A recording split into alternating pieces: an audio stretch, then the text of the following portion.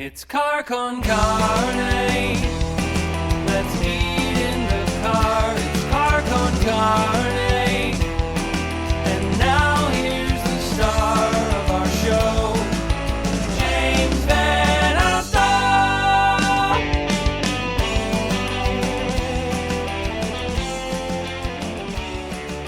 This right here is Car Con Carne, sponsored by Easy Automation, easy-automation.net. Transform your living space with cutting-edge home automation. Experience seamless control over audio, video, lighting, climate, security, and more. Embrace the future of smart living. It's your home, your rules.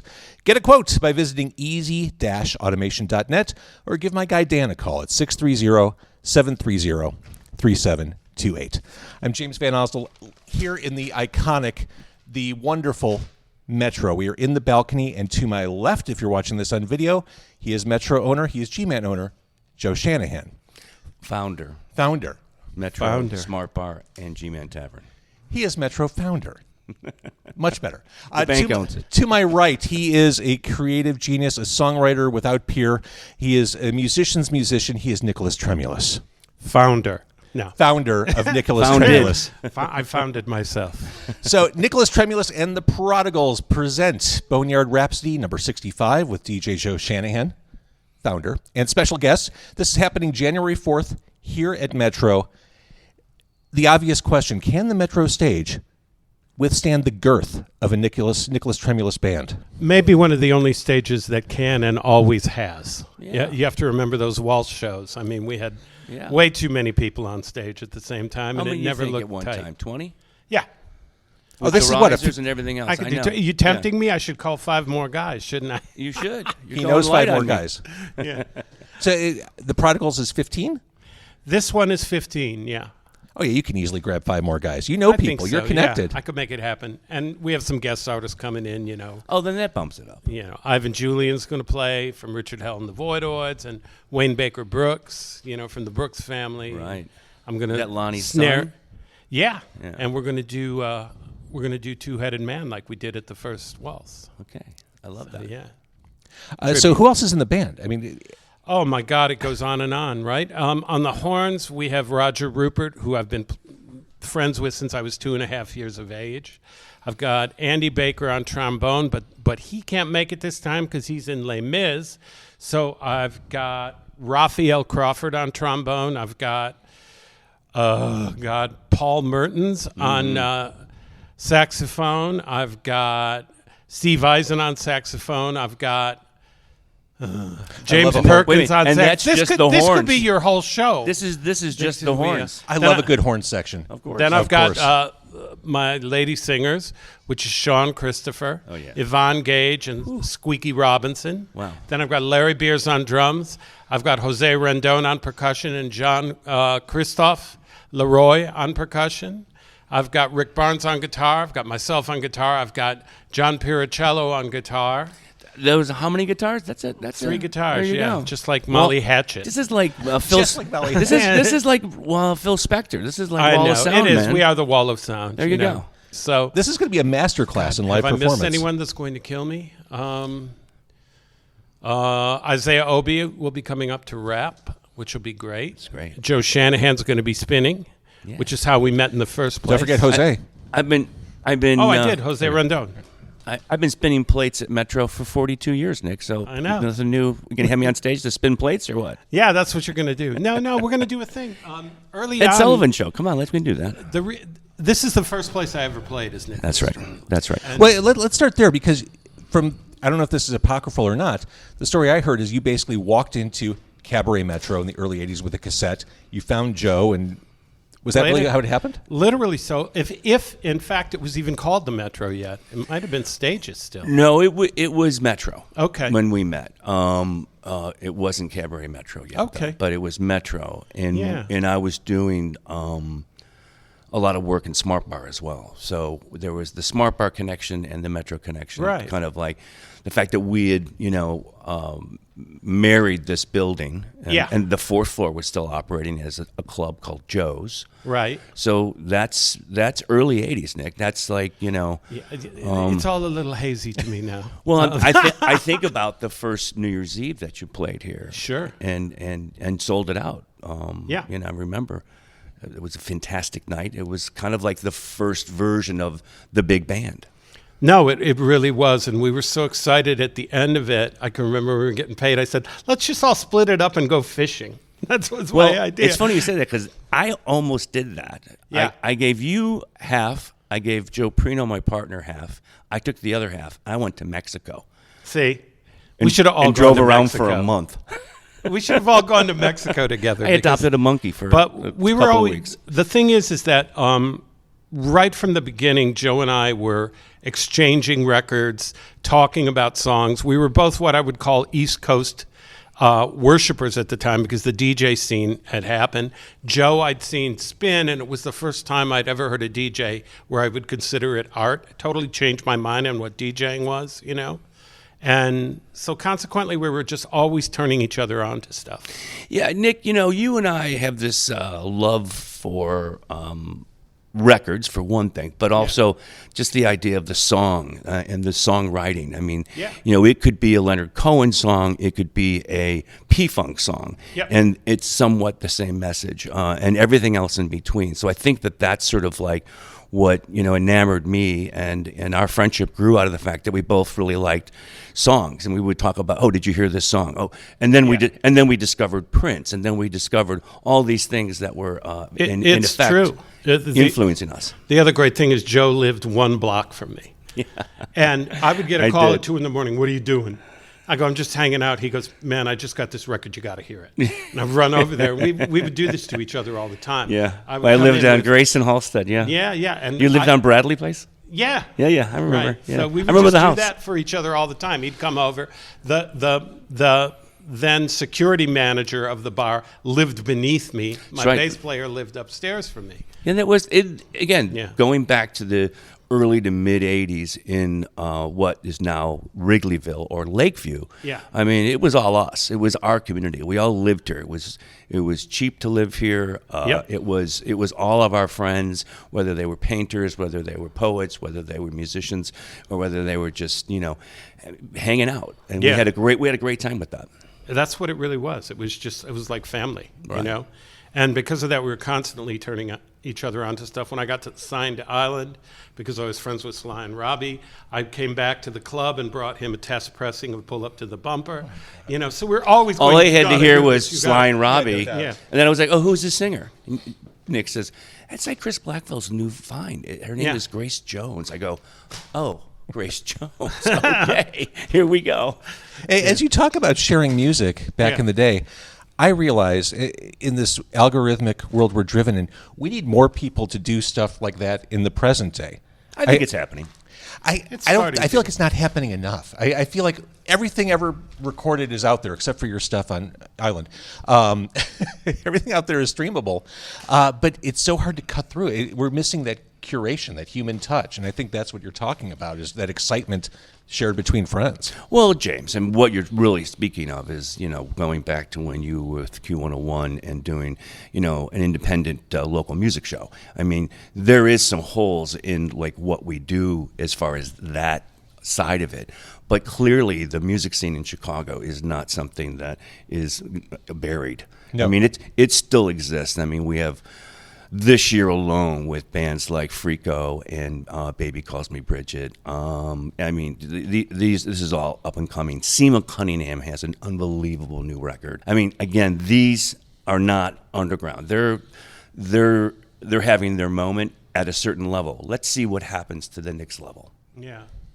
They're there. But thanks for the push on that, because I do agree that we could only do more. We should. Yeah, it's hard for people to, especially as we get older. No one's getting any younger here. I think it's easier to retreat to the stuff that's comfortable and familiar. Nick and I are getting younger. We got the. If you're not counting teeth, I agree with you. But yeah. No. Thinking about the show that's coming up on the 4th here at Metro, this is a seated event. Yeah. Yeah. I was here, Joe, we were talking earlier about the Ike Riley documentary. That was a seated event. It's something I'm not used to here at Metro, and I think it's pretty cool, the idea of seats on the floor. Yeah, we've always done it. It's now become something that is new again because of, I think, in Nick's case, with the idea of this audience with this kind of performance, it's going to be how long, Nick? How long? 2.5 hours. So for people to sit and enjoy this, I think will be advantageous for the listener, and I think that speaks really volumes to what Nick is going to be doing musically. I think we're going to seat like a third of the house or something.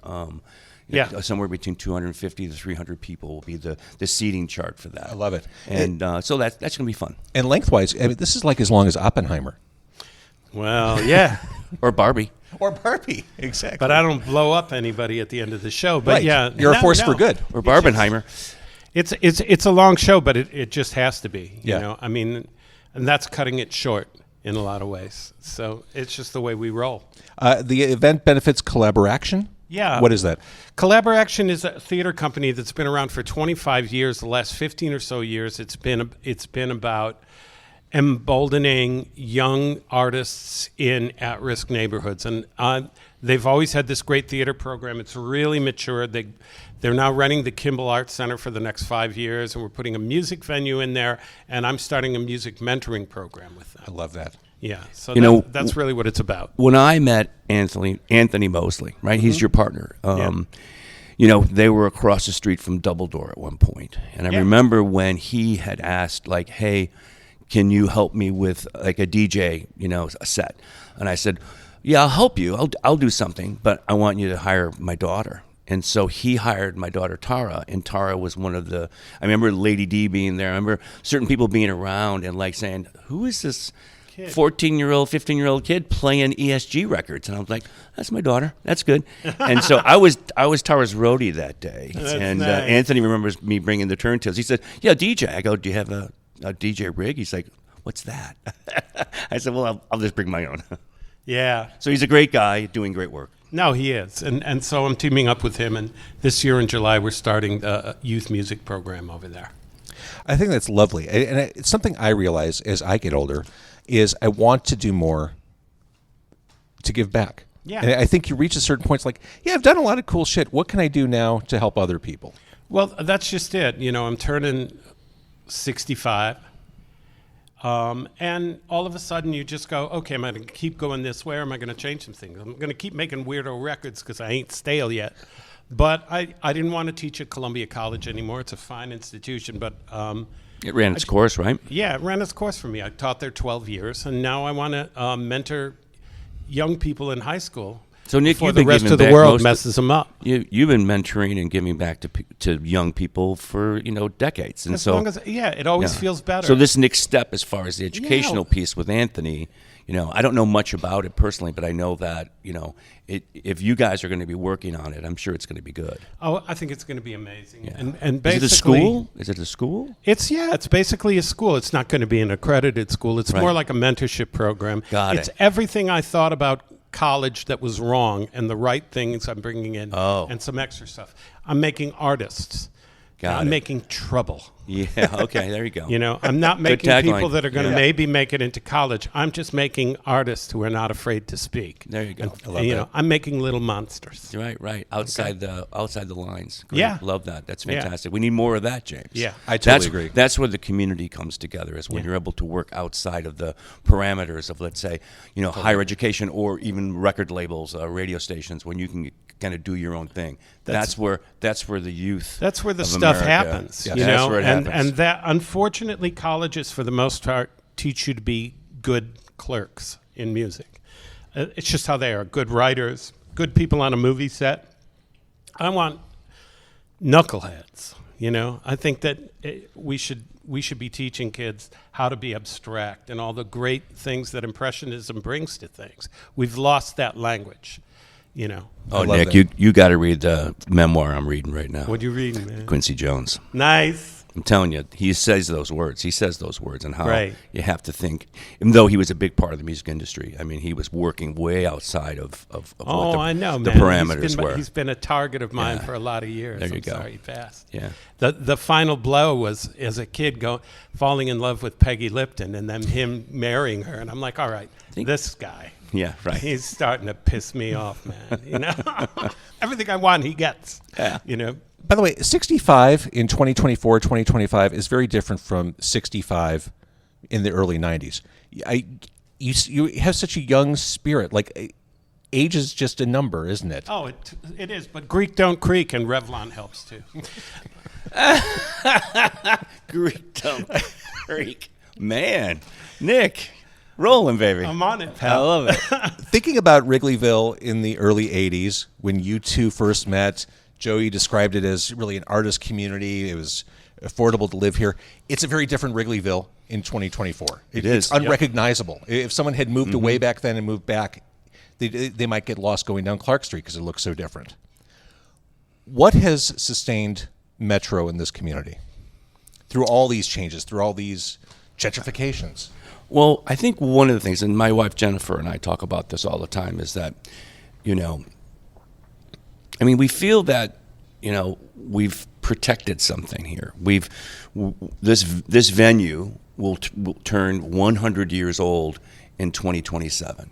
So the building turns 100 years old. How many buildings in Chicago make it to that point and they're still functioning as, sort of a community center or a place where music and people come together, exchange ideas? The same thing happened with G-Man Tavern. I looked at it and said, I want to save this. And it was something that was intentional. And when I took the lease and the ownership of our company, took the ownership of the bar, the owner, Dan Schnitt, a great guy, a good neighbor for many years, 30 years, I said, one thing I'm going to promise you is I'm not going to fuck this up. He goes, what do you mean? I go, same floors, same tiles, basically I'm going to clean up the bathrooms because they're disgusting. Yeah. And everyone applauded that. They were like, okay, new bathrooms, Shanahan, okay, you get the keys. Sold. So I think that goes back to like we're stewards, and Nick is a great partner for me on his 65th birthday event here at Metro, because we're stewards of this sort of message that, find your cause, find your calling, stay with it. It will love you. It's your muse. It will love you back. It'll break your heart a bunch of times, but clearly that's part of the reason why it's still here. Yeah.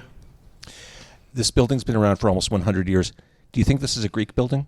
Is that why? I'm not. Actually, it's a Swedish community center. Yeah. It was originally built as the Swedes. The Svithad. And I've got all the paperwork on it if you ever want to see it, James. But there were 4 of them in Chicago, and they were community centers for the Swedes that were coming from Europe to settle in Chicago.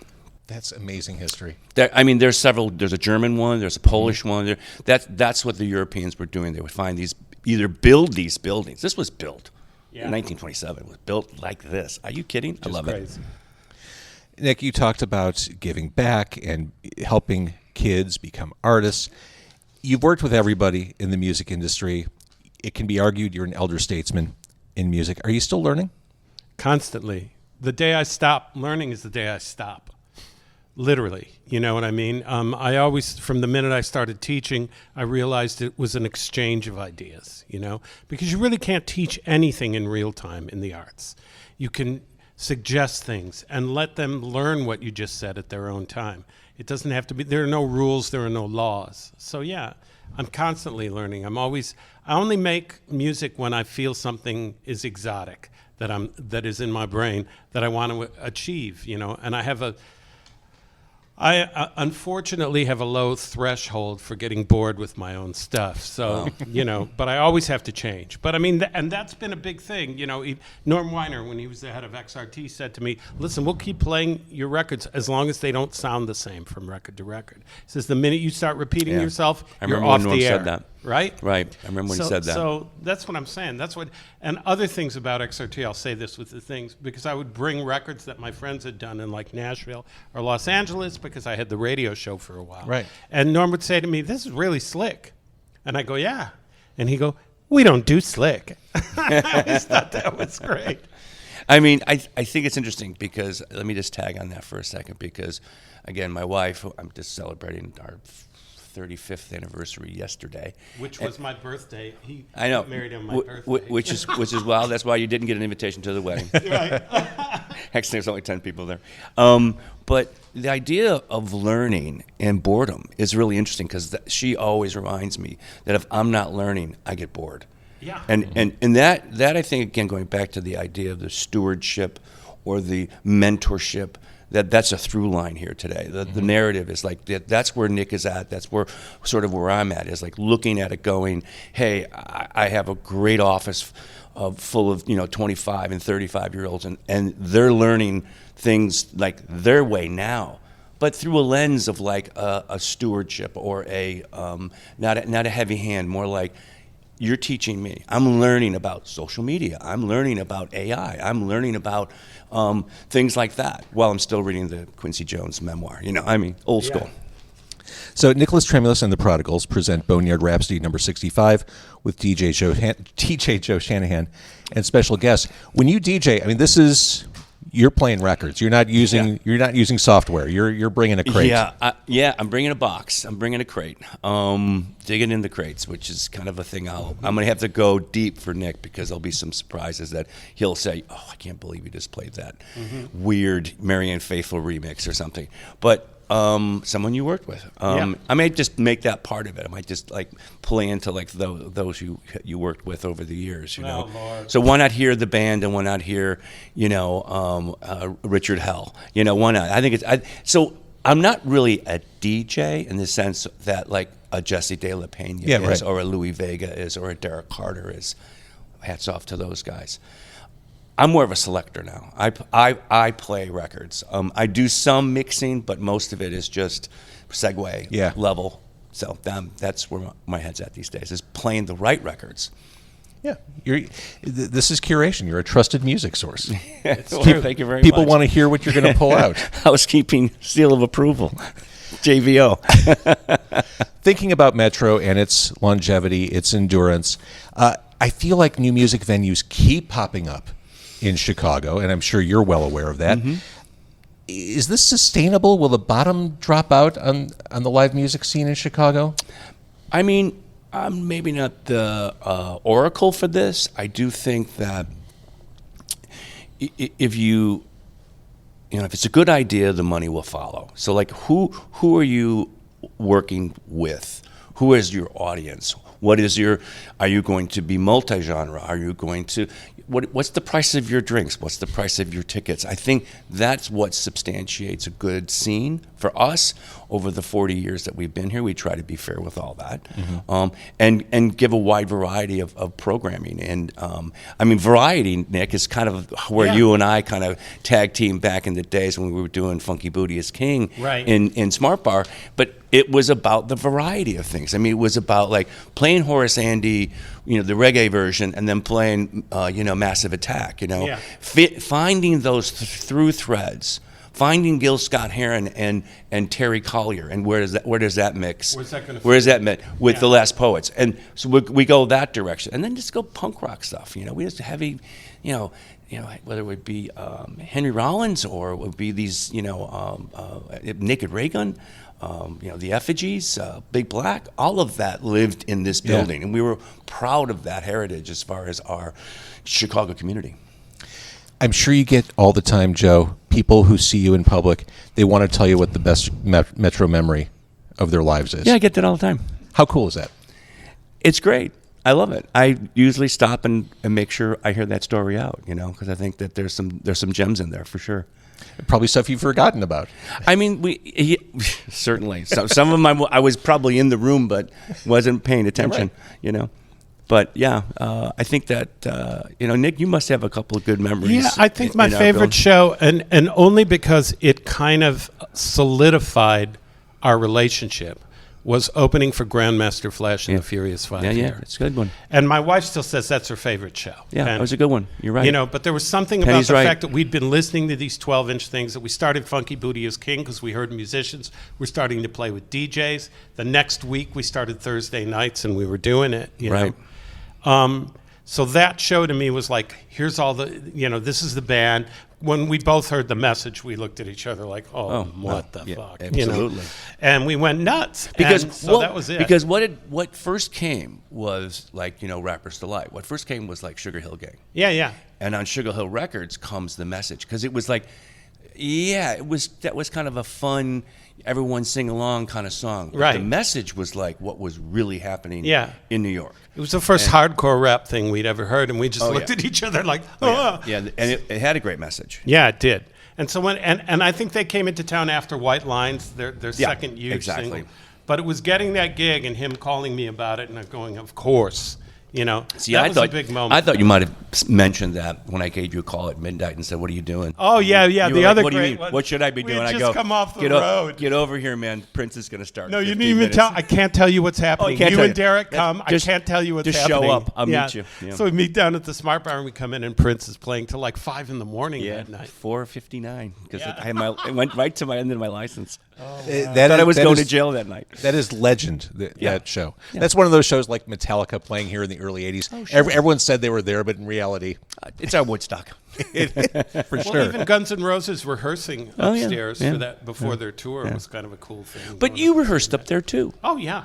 I think actually, did you do like a did you do a presentation with us up there one time?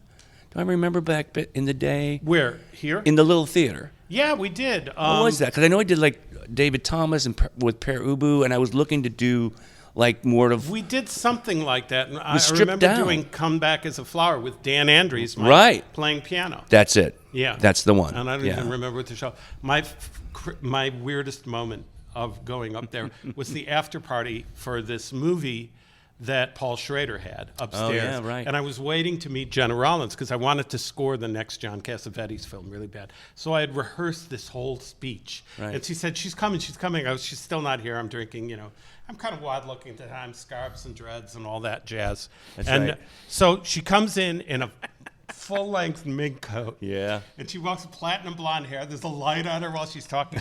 So I go, here I go. I've got my whole script standing like that. And she spins around to me. And do you remember the ad for Wendy's hamburgers where the dog speaks and goes, I love you?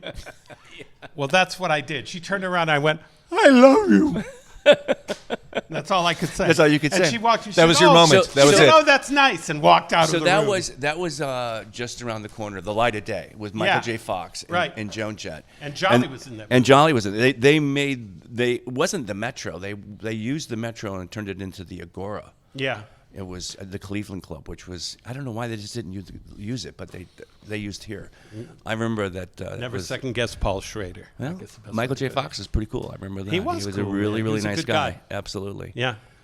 Nicholas Tremulis. This can go I love on, you. man. I love you. Scooby. Okay, to summarize, Nicholas Tremulis and the Prodigals, right here, Boneyard Rhapsody, number 65 at Metro, where we're sitting right now. The show is a Saturday night. It is seated. It'll be comfortable. It's going to be epic. January 4th at Metro. Joe Shanahan curating, spinning, setting the tone on that bill. I like that. Special guests, Ivan Julian, you mentioned. Wayne Baker Brooks. Wayne Baker Brooks. I mean, talk about There'll be some blues other DNA surprises, there. But I just had to see if they're, I can pry them away from the couch. Let me be the promoter just for one more second. Tickets are still available through etix.com. It's a seated event. I will say that if you've come to Metro for any other shows, come to this one because you're able to sit and really take in something really grand and really beautiful. And it's a celebration of music. I mean, Absolutely. A celebration of Nick Tremulis. 65. There you have it. Looking 45. Gentlemen, thank you very much. We'll see you here on the 4th. Happy New Year to both of you. Thank you very much, New Year to James. you, man.